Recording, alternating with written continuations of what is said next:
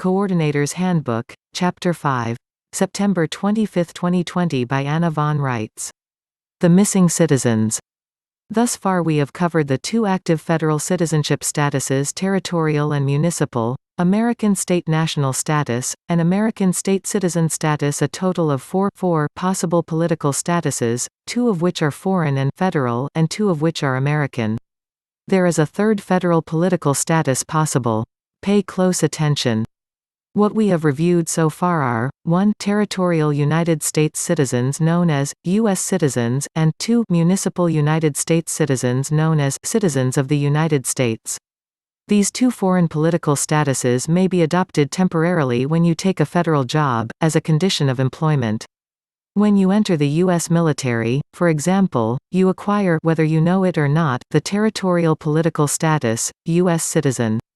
When you enter federal civil service, for example, working for the Post Office or the FBI, you become a citizen of the United States, otherwise known as a 14th Amendment citizen.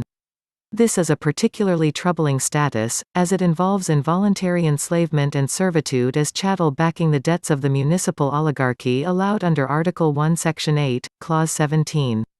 The Papist municipal government sided with the South in the Civil War, and lost. The British territorial government sided with the North, and won. Therefore, in the immediate aftermath, the victors were intent on collecting war reparations from the South, and from the federal municipal employees. To expedite this process, they redefined municipal citizens of the United States as publicly owned slaves. The victors also latched upon the freed plantation slaves as human chattel that was purportedly cast adrift and subject to salvage when the South collapsed, and included them in the new slave class known as 14th Amendment citizens. As we have seen, the referenced 14th Amendment was in fact made to a look-alike, sound-alike corporate charter for a Scottish commercial corporation doing business as the United States of America, Incorporated, issued in 1868. This deceitful document was published as the Constitution of the United States of America, Incorporated, underline the word, Incorporated, which was conveniently left off and used to substitute for the actual territorial constitution, because the actual constitution could not be altered unilaterally by the perpetrators of this criminal fraud scheme. As far as we have been able to determine, none of the amendments to this document were ever duly ratified by the states of the Union as required to be true amendments to any actual constitution, and though called amendments, these new definitions, which were applied both to freed Negroes and other plantation slaves and to federal civil service employees, were in fact only bylaws added to the disguised corporate charter. Using this flim-flam, the perps created an entire new subclass of federal citizens, who were in fact enslaved to pay off war debts.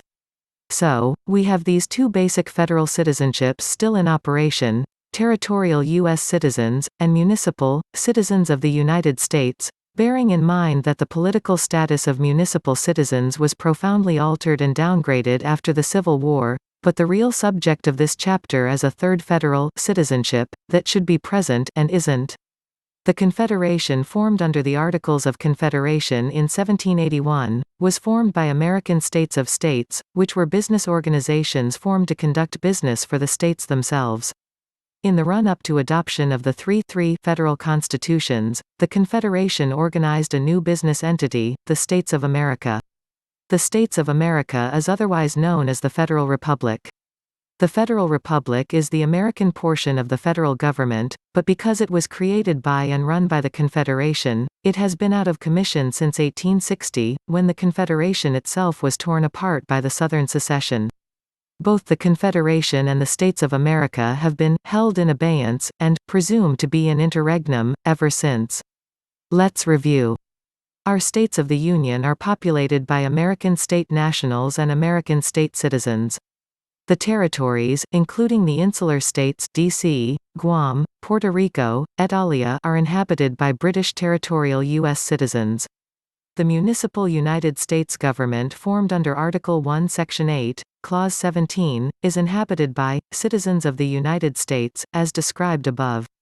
The States of America, also known as the Federal Republic, are inhabited by a third variety of federal citizen known as United States citizens. This political status, together with the numerous requirements that an American must undertake to enter into it, are established by an Act of Congress, not an Act of Congress, dated April 14, 1802, 2 Statute at Large 153 Chapter 28, subsection 1. This act very clearly describes what we, Americans, must do to become federal citizens, and not otherwise. In other words, we can't be federal citizens of any kind, unless we go through the prescribed process and become United States citizens. We are not eligible to be U.S. citizens, nor citizens of the United States, so far as our government is concerned. We can only be United States citizens, and hold dual political status as United States citizens, American state nationals, while working for the United States of America. This third, missing kind of federal citizen, will reappear upon the reconstruction of the Confederation and the States of America, aka, the Federal Republic.